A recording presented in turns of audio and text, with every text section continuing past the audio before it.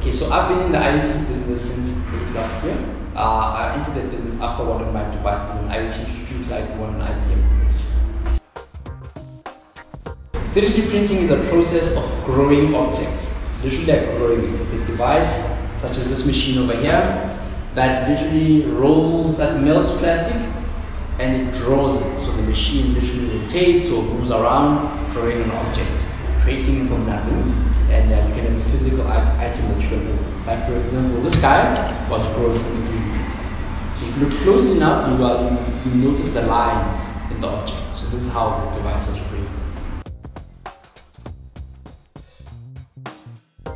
So the broom is an IoT broom. It's a device that allows municipal street sweepers to report certain incidents that they come across while sweeping the streets. If, for example, they come across illegal dumping, which is something you notice very often in Joburg, which it could be a bed or a tire that the street sweeper, him or herself, can't pick up by themselves. All they do is they press the green button on top.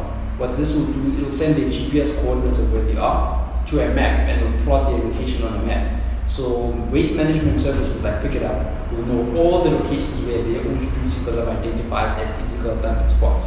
This allows the organization to send the trucks to come clean the area.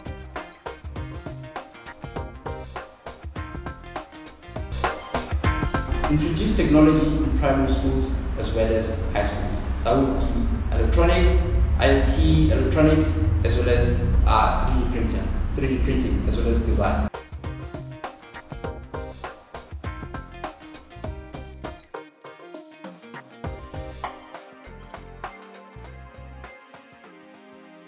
I think this is important so that you can get them when they were young. The challenge that I had when I was young is that these type of programs are not available for me.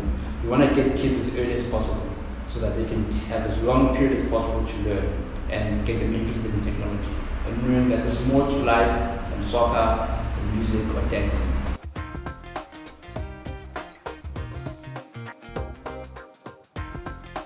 One of the major problems I also had was that the incubation spaces in South Africa aren't really hardware specific.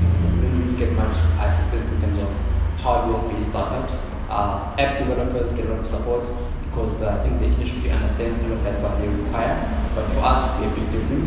So I think in terms of the assistance in the market, we don't really get much support. But I was fortunate to be working with IBM so that they may get where my company is coming from. So the support that I've received from